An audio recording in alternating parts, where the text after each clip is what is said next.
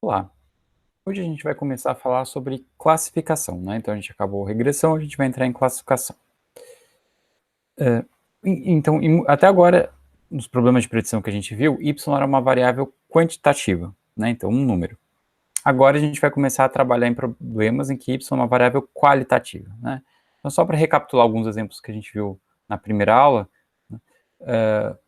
Às vezes você está interessado em predizer churn, né? Que é o que um cliente vai cancelar um certo serviço, por exemplo, né? Então, a variável resposta aqui é se ele cancela ou não cancela esse serviço, né? A gente pode representar isso como 1 ou 0, mas o y em si, ele não é um número. É só a gente está usando 1 ou 0, pode usar 1 ou 0, mas é arbitrária essa escolha, né? Então, o y, de fato, é uma variável qualitativa. O segundo exemplo clássico aqui é a detecção de spams, né? De novo, o e-mail pode ser spam ou não spam, isso é uma categoria, né? Outro, reconhecimento de dígitos, né? Então, o y aqui pode ser 0, 1, 2, 3 ou 9, mas o dígito em si, o número em si, a gente não está tratando ele como sendo um objeto numérico, né? Se eu classifiquei ele do 1 e ele é 0, isso não é melhor do que eu classificar ele como sendo 9 e ele ser 0. A ordem aqui não importa. De fato, o y ele é qualitativo aqui, tá? Então, o problema de classificação é um problema de predição em que o y é uma variável qualitativa, tá? Aqui mais um exemplo, aquele de leitura de pensamentos que a gente tinha visto, a mesma coisa, tá? Então tá, então o que a gente vai começar a ver agora é o que muda quando a gente trabalha com um problema de classificação em relação a um problema de regressão. Então a primeira coisa para se notar é que o risco que a gente estava usando, que era o risco quadrático, ele não faz mais sentido, né? O que quer dizer spam menos não spam quadrado, né? O outro exemplo do dígitos, né?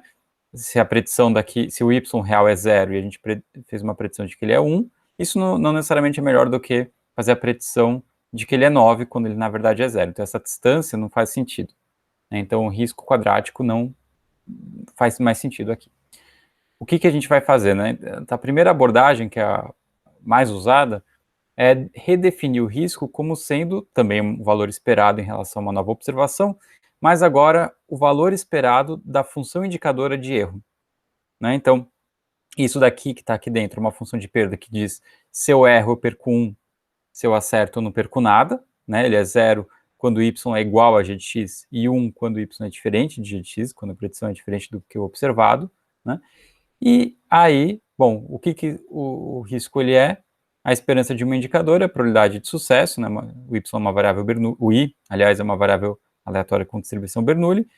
Então, o valor esperado é simplesmente a probabilidade de erro, né? Então, esse risco daqui é simplesmente a probabilidade de você fazer um erro numa observação.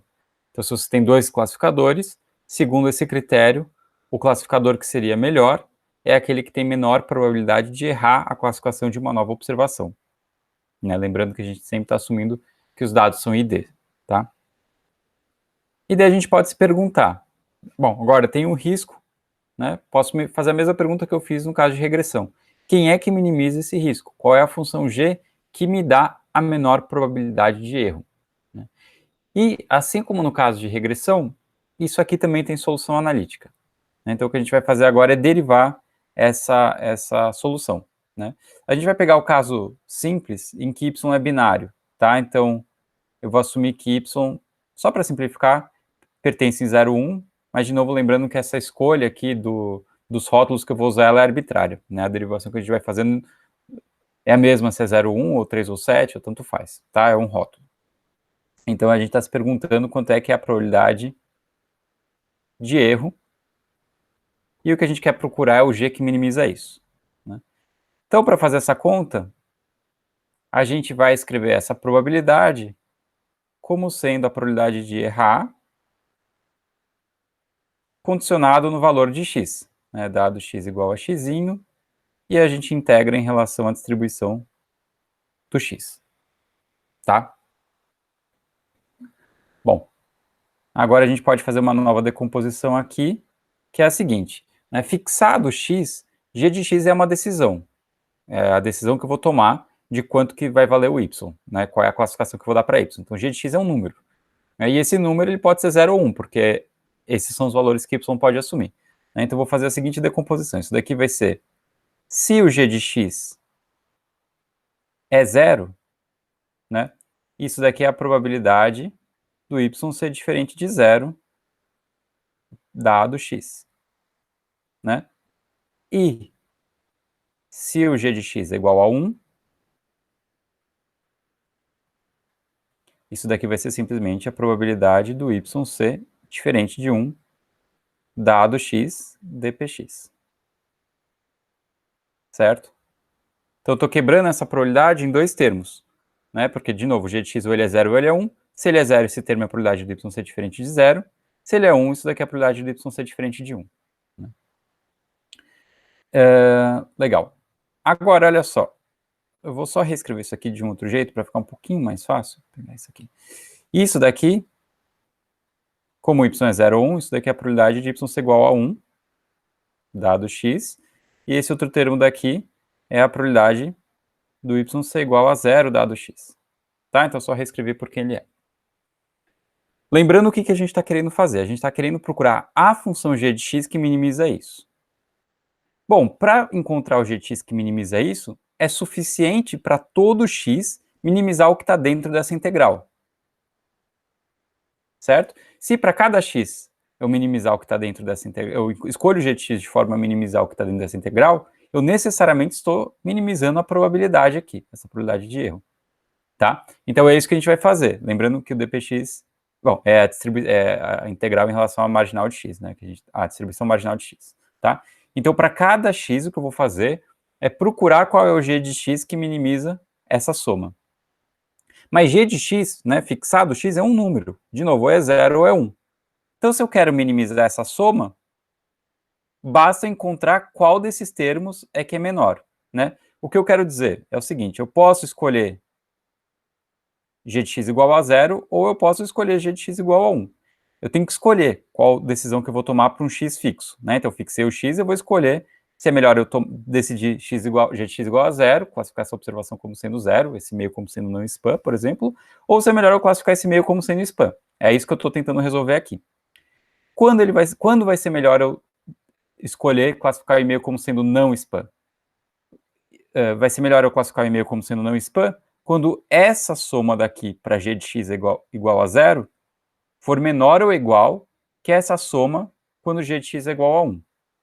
Então, esse termo todo eu vou avaliar quando g de x é igual a 0 e ver se ele é menor que esse termo todo quando g de x é igual a 1. Né? Então, vou escrever aqui. Então, é melhor escolher ou decidir, né, que g de x é igual a 0, ou seja, que e-mail é não spam, se e somente se esse termo avaliado com g de x igual a 0 é menor ou igual que esse termo avaliado com g de x igual a 1. Né? Então, vamos ver quando isso acontece. Então, primeiro a gente vai calcular esse termo quando g de x é igual a 0. Se o g de x é igual a 0, olha só, isso aqui vira 1, porque esse evento acontece. Né? Essa indicadora é verdadeira. E aí, esse termo vai ser probabilidade de y diferente de 0, dado x. Aliás, deixa eu já escrever na nova forma que a gente calculou aqui, ficar um pouco mais fácil de interpretar. Vou usar probabilidade de y ser igual a 1 ao invés de probabilidade de y ser diferente de 0. Então, probabilidade de y ser igual a 1 dado x. Tá? Então, de novo, quando g de x é igual a 0, isso é 1. Então, isso aqui não tem nada a ver com g de x, continua sendo probabilidade de y ser igual a 1 dado x, mas agora vamos calcular o segundo termo.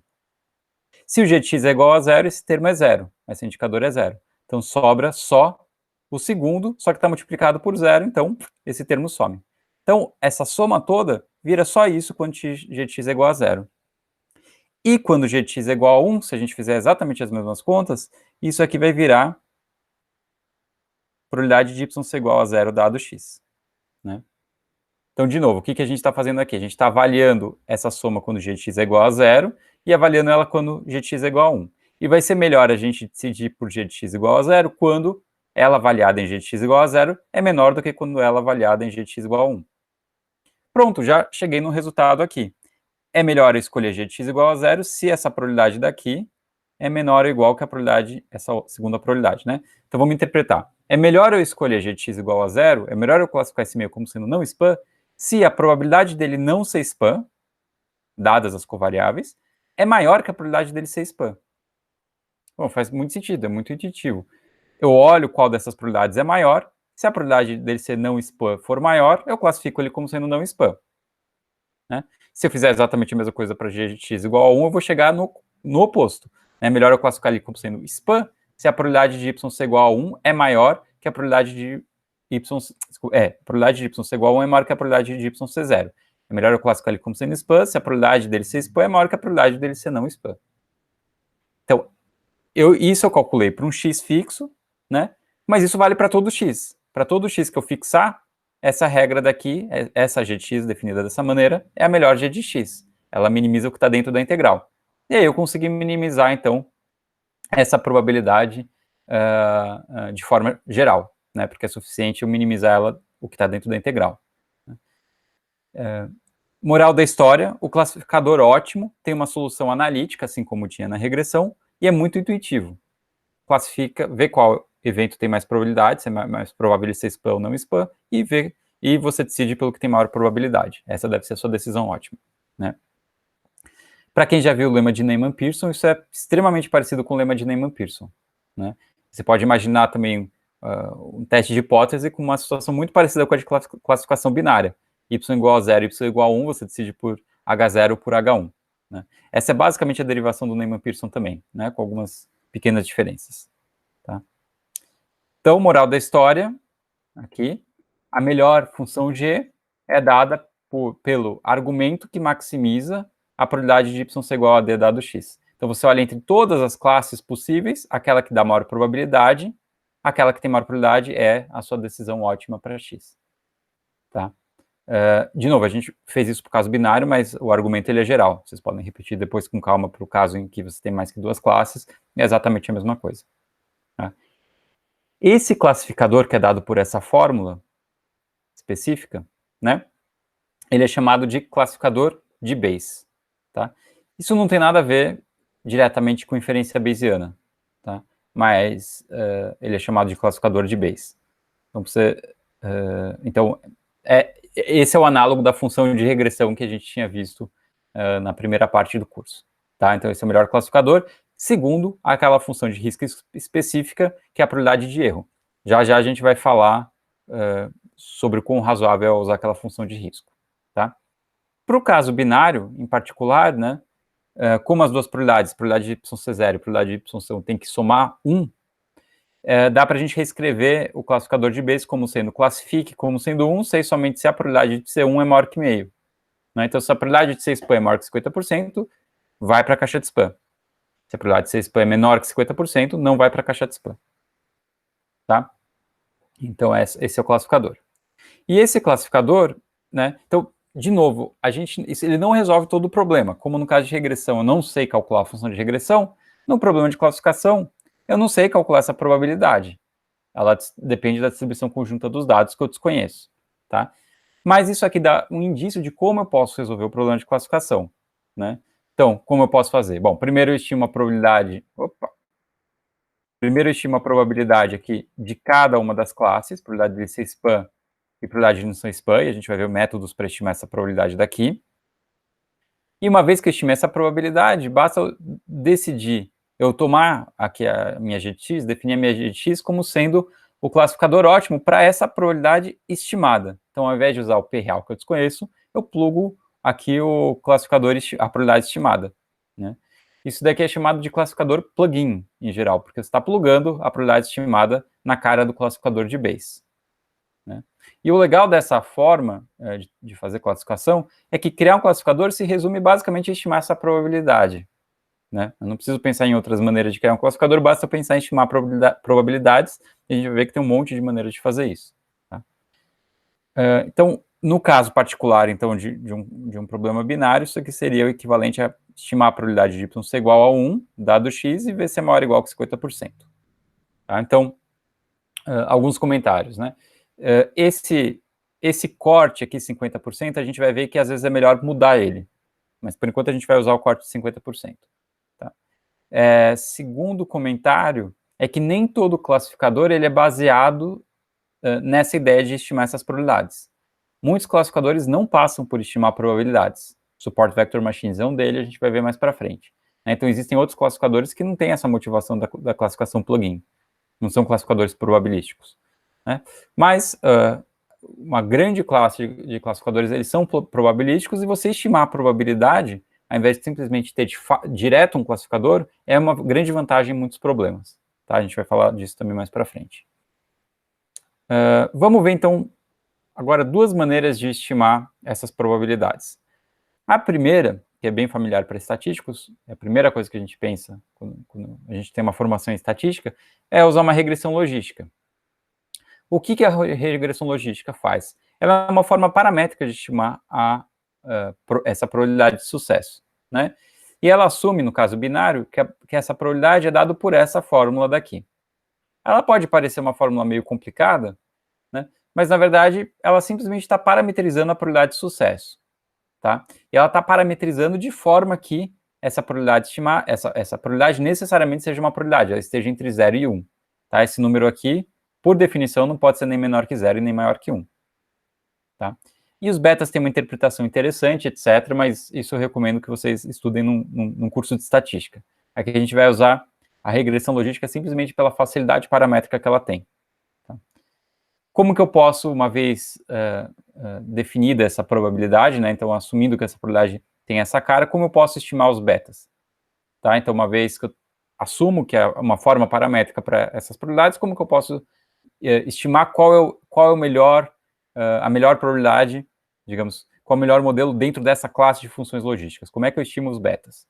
Uma maneira é eu escrever a função de verossimilhança, que nesse caso vai ser um produto de variáveis aleatórias Bernoullis independentes por suposição, mas não identicamente distribuídas, né? Cada uma tem uma probabilidade de sucesso diferente, que depende aí das covariáveis. E aí maximizar essa função de verossimilhança, né? Não dá para fazer isso analiticamente, como a gente faz no caso de regressão linear, mas dá para usar métodos numéricos para isso, tá? Eu também posso pensar em adicionar penalização, né? Então eu tenho ali a cara, deixa eu ver a anotação que eu usei, L, né? Da minha função y, x e beta. Eu posso fazer como a gente fez no laço, adicionar uma penalização somatória dos valores absolutos dos betas, né? Na verdade, em geral, a gente faz isso com log da verossimilhança. Então, uma regressão logística com penalização. Pode ser L1, que nem no laço, pode ser L2, né, como na regressão Reed, né, tem uma flexibilidade aí de escolha. Isso vai ser útil se eu tiver muitas covariáveis, vai dar um poder preditivo maior, mas é a mesma ideia que uma regressão linear, né? Então, vamos ver naquele nosso exemplo da Amazon como é que isso fica.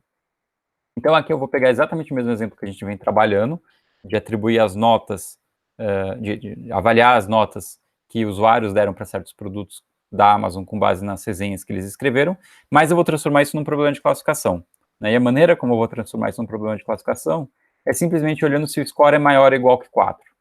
Né? Então, é o número de estrelas que ele dá, que é 1, 2, 3, 4, 5. Se foi 4 ou mais, eu vou dizer que a avaliação foi boa, se não, eu vou dizer que ela foi ruim. E aqui, meu interesse, então, vai ser simplesmente avaliar o quão bom foi, avaliar se a avaliação foi boa ou ruim. Tá? É isso que eu quero predizer. Para a regressão logística, eu vou usar o glmnet, tá? Eu poderia usar a função glm com link binomial, mas eu vou usar o glmnet que faz já com penalização. A gente vai fazer com penalização lá embaixo, tá? Eu vou passar, então, com o x, né, no treinamento, o y. Como no GLM a gente coloca a família, que é binomial, para dizer que é logística, e o alfa igual a 1 também é importante, porque a gente vai fazer, de fato, como um laço, tá? Então, tá aqui ele ajustando. E aí, eu vou calcular as predições, ficou meio complicado aqui para ver, mas as predições, basicamente, a gente avalia com predict também. Eu vou passar S igual a 0, que é penalização 0, e daí eu recupero, de fato, a regressão logística. E aqui está. Então, estão aqui os valores preditos, né? Muitos estão preditos como algo próximo de 0, alguns com algo próximo de 1, né? Lembrando que 1 quer dizer classificação, a gente está estimando a probabilidade de sucesso, né? Ah, sim, isso é importante. Aqui eu coloquei type igual response. Ele vai estimar direto a probabilidade de sucesso, tá? Que nesse caso é a probabilidade a probabilidade do review ser bom, dado X, é a nossa estimativa dessa probabilidade, né? Então a maioria tem probabilidade de 0 e tem valores intermediários, os reviews em que a gente não sabe o que está acontecendo. Tá?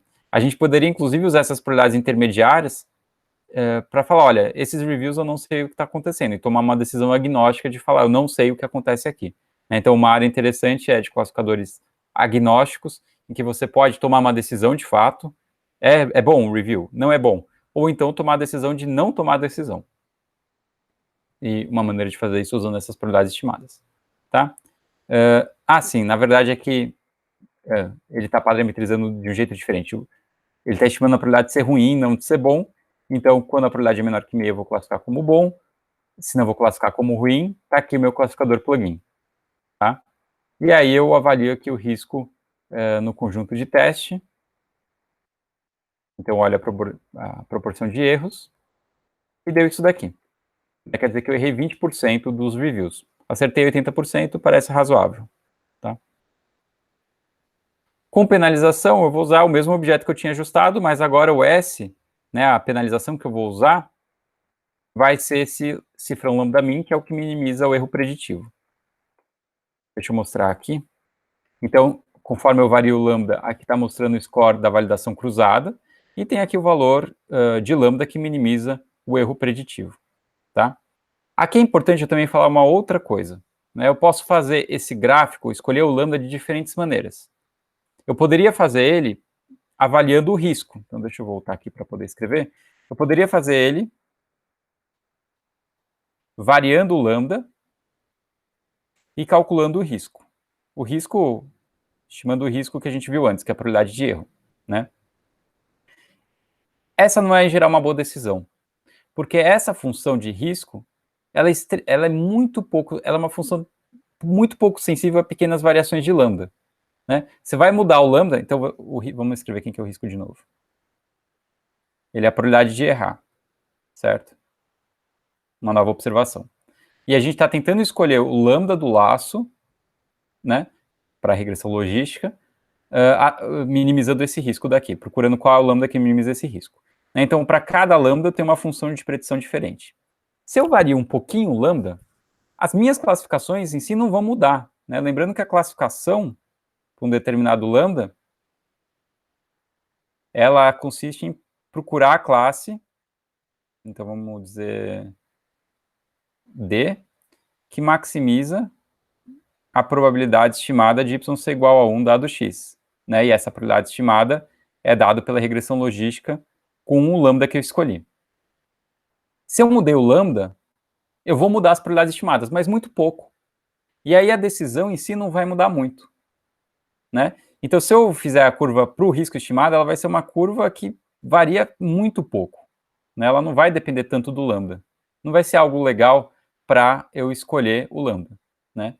Fora que tem uma outra questão que é eu procurar o lambda que minimiza o risco estimado não vai me dar nenhuma garantia de que as probabilidades vão estar bem estimadas. Talvez eu tenha boas classificações nesse sentido, mas as probabilidades não vão estar necessariamente bem estimadas. Certo? Então, procurar um G que me dá um risco pequeno não tem quase nada a ver com garantir que a probabilidade esteja bem estimada, que o P-chapéu esteja próximo do P. E o P-chapéu está próximo do P, se eu realmente quero um bom classificador probabilístico, pode ser importante. Se eu quero que essas probabilidades... Às vezes é importante que essas probabilidades estejam bem estimadas. Tá? Ainda mais se eu quiser escolher o corte de alguma maneira depois que não seja 50%, como a gente está usando aqui, é importante que essas probabilidades estejam bem estimadas. Então, usar o risco em si não é legal. O que aquelas curvas estão mostrando, que é o padrão aqui do GLMNet, basicamente é usar o log da verossimilhança no conjunto de validação, ou uma versão de validação cruzada disso. Então, esse score daqui é o deviance, que basicamente é o log da verossimilhança. Tá? Por quê? Porque o log da verossimilhança, de fato, que é isso daqui, né, que é a verossimilhança, né, mas o log disso, de fato, vai ser bastante afetado por pequenas mudanças do lambda, porque aqui o beta entra diretamente, ele não é discretizado depois, né, a probabilidade não é discretizada depois, como no caso do risco binário. Tá? Então, resumindo o que eu estou falando aqui, ao contrário do caso de regressão, em que a gente fazia a validação cruzada para escolher o lambda olhando para o risco, aqui pode ser interessante olhar medidas que são mais contínuas como uma função de lambda, como, por exemplo, a log verossimilhança.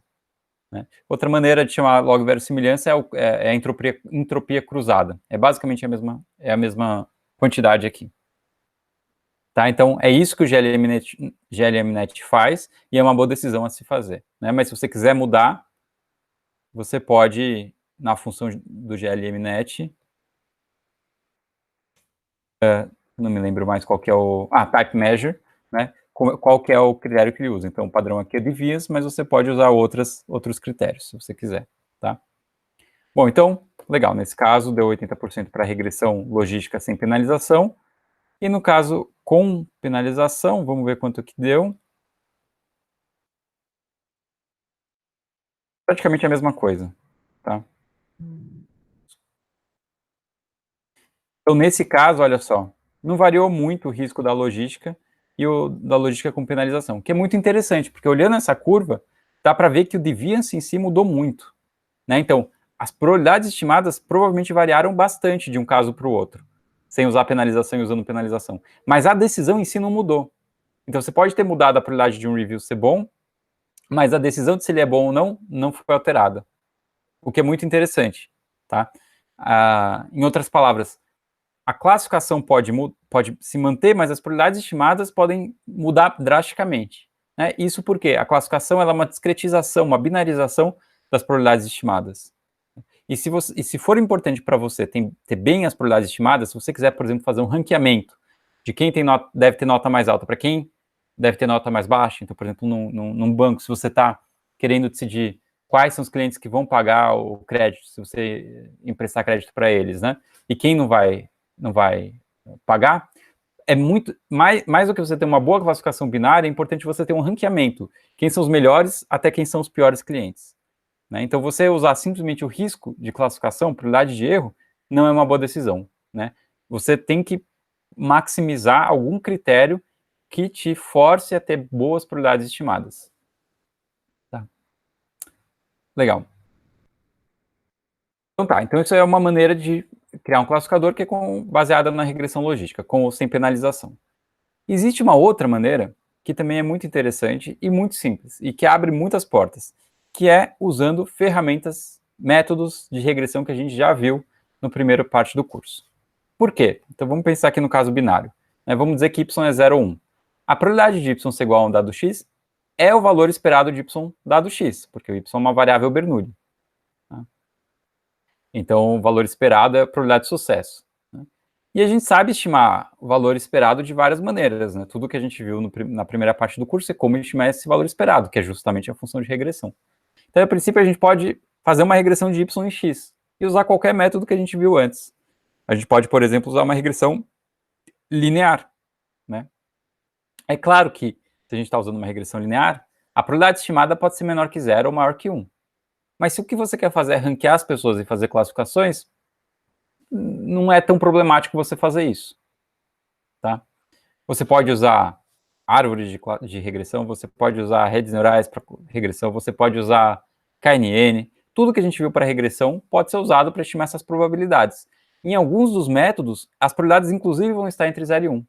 Numa árvore de regressão, se você usar uma árvore de regressão para estimar essas probabilidades, por construção, essas probabilidades estimadas vão estar entre 0 e 1. Porque a árvore, lembrando a decisão que ela toma, é basicamente olhar quem cai aqui e fazer a proporção, a média da variável resposta, que nesse caso é a proporção de uns, que necessariamente está entre 0 e 1. KNN é a mesma coisa. Né? Você pega os vizinhos mais próximos, olha todo mundo que é vizinho mais próximo, a observação que você está interessado em classificar, e faz a média dos y deles, para estimar a probabilidade de y ser igual a 1, né? Que é o valor esperado, que é a regressão.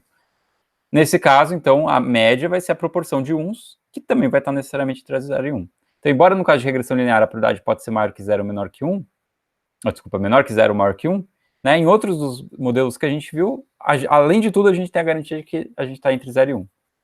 E o interessante é que, como a gente está fazendo um método, a gente trabalhou com métodos que são consistentes, por exemplo, o KNN, a gente viu um pouco de teoria sobre ele, né?